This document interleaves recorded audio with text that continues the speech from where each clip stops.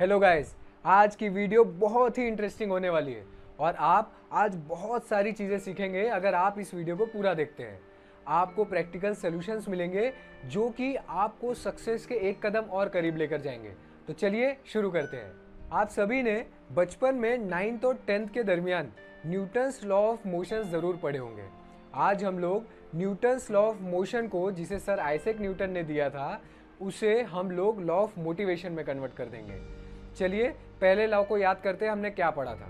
If a body is at a state of rest और moving at a constant speed in a straight line, it will remain at rest और keep moving at a constant speed unless and until it is acted upon by an external force.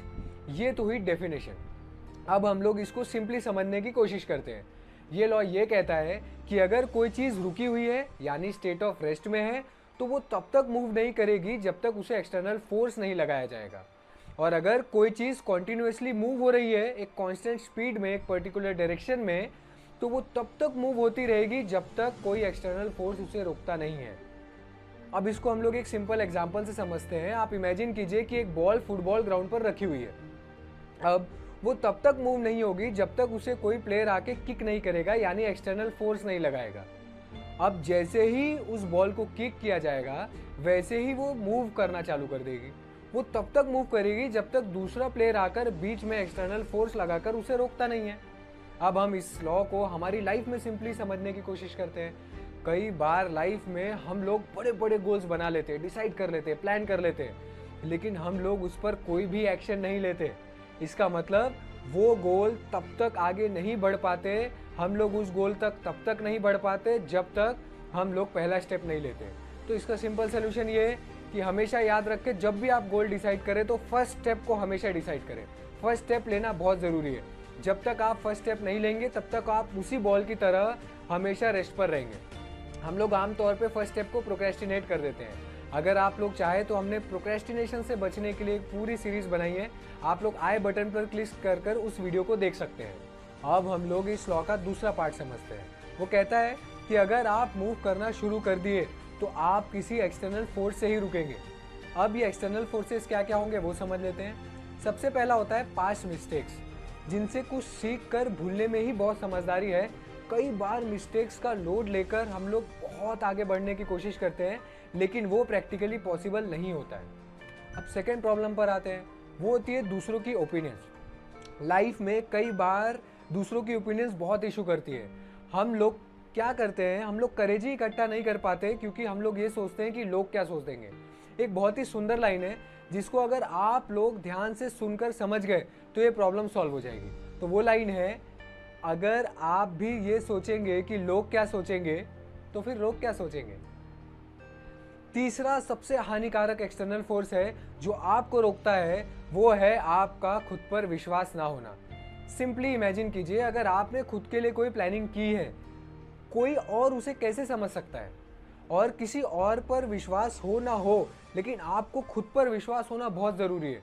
तो अगर आप इन तीनों चीज़ों से fight कर लेंगे तो आप एक मूविंग बॉल बन जाएंगे जिसे कोई भी एक्सटर्नल फोर्स कभी नहीं रोक पाएगा। तो अब इसको समराइज करते हैं फर्स्ट लॉ को। If you want to make a successful life and you keep on resting, you will be resting for your whole life, and if you motivate yourself and stop external forces and start moving, you will definitely reach your goal. अब हम आ जाते हैं हमारे second law पर। Second law of motion ये कहता है कि rate of change of acceleration is directly proportional to the force applied in the direction of force. इसको हम लोग बहुत ही सिंपल भाषा में समझने की कोशिश करते हैं। ये कहता है कि rate of change of acceleration तब बढ़ेगा जब एक पर्टिकुलर डायरेक्शन में आप फोर्स को बढ़ाएंगे, और इसका उल्टा भी सही है। Rate of change of acceleration तब कम होगा जब आप एक पर्टिकुलर डायरेक्शन में या तो फोर्स को कम कर देंगे या तो डायरेक्शन चेंज करने की कोशिश करेंगे। अब ये समझना बहुत ज़रूरी है कि हम इसको अपनी लाइफ में कैसे लगा सकते हैं। अब इमेजिन कीजिए कि आपको किसी जगह जल्दी पहुंचना है, तो आपको उसकी डायरेक्शन में गाड़ी चलानी शुरू करनी पड़ेगी और एक्स्ट्रा फोर्स लगाना पड़ेगा, यानी गाड़ी को रेस करना पड़ेगा, तभी तो आप जल्दी स्पीड बढ़ाकर पहुंच पाएंगे। इसी प्रकार से अगर हमको हमारी लाइफ में कुछ करना है तो सबसे पहले गोल डिसाइड करना पड़ेगा कि भाई हमारी डेस्टिनेशन क्या है। ये डिसाइड करने के बाद हमें उसकी डायरेक्शन प्लान करनी पड़ेगी कि हमें इस डायरेक्शन में बढ़ते रहना है। और फिर एक बार डायरेक्शन और गोल फाइनल हो गया तो आप उसी डायरेक्शन में फोर्स लगाना चालू कर दीजिए। जितना ज़्यादा आप मेहनत कर फोर्स लगाएंगे उतनी जल्दी आप उस डायरेक्शन में पहुंचेंगे। तो ये लॉ अब क्या बन चुका है, if you want to reach the destination you will have to accelerate, and to accelerate you have to increase the force in the direction of your destination. अब हम आ जाते हैं हमारे थर्ड लॉ पर, जो कि सबसे आसान है और उम्मीद करता हूँ कि आप सभी को याद होगा।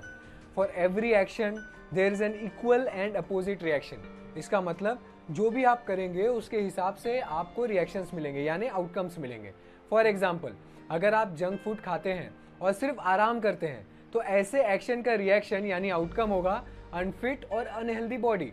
और दूसरा सेट ऑफ एक्शंस देखते हैं जिसमें आप अगर ग्रीन सैलेड, ग्रीन वेजिटेबल्स, अच्छा फूड, हेल्दी डाइट खाएंगे और आप रेगुलरली एक्सरसाइज करेंगे तो आपको आउटकम के तौर पर एक फिट बॉडी मिलेगी। इसका प्रिंसिपल बहुत ही सिंपल है, आप किसी भी लाइफ के पार्ट में लगा सकते हैं। इसका मतलब you have to always act in relation with the outcome of your final गोल।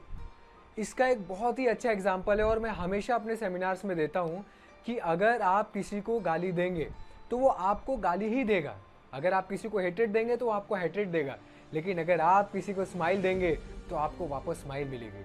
तो यहाँ पर हम हमारे थर्ड लॉ को कंक्लूड करते हैं, your actions defines the reaction और आउटकम्स यू गेट। अब आज के इस वीडियो को हम लोग समराइज करने की कोशिश करते हैं। तो आज के इस वीडियो में हमने 3 लॉ ऑफ मोशन को 3 लॉ ऑफ मोटिवेशन में कन्वर्ट किया। पहला लॉ है, if you want to make successful life and you keep on resting you will be resting for your whole life, and if you motivate yourself and stop external forces and start moving you will definitely reach your goal. Second law है, if you want to reach your destination you will have to accelerate, and to accelerate you have to increase the force in the direction of your destination। अब हम आ जाते हैं हमारे third law पर, your actions defines your outcome, so your action should always be in correlation with your target। अब हम लोग आज की वीडियो को यही ख़त्म करते हैं। मैं उम्मीद करता हूँ और बहुत श्योर हूँ कि आपने इस वीडियो से बहुत सारी चीज़ें सीखी होंगी और ये आपके हमेशा काम आएंगी। हम लोग यूट्यूब पर हर वीक ऐसे ही वीडियो लाते रहेंगे, और अगर आपको डेली सिर्फ 1 मिनट के अंदर मोटिवेशन चाहिए तो आप मुझे टिकटॉक पर और इंस्टाग्राम पर फॉलो कर सकते हैं। इसका लिंक हमने डिस्क्रिप्शन में दे दिया है। और अगर आपको कभी भी कोई भी प्रॉब्लम हो लाइफ में और आप चाहते हैं कि उसका सलूशन मिले तो आप या तो यूट्यूब पर कमेंट कर सकते हैं या तो इंस्टाग्राम पर भी मुझे डीएम कर सकते हैं। तब तक के लिए stay tuned and let's make the greatness common.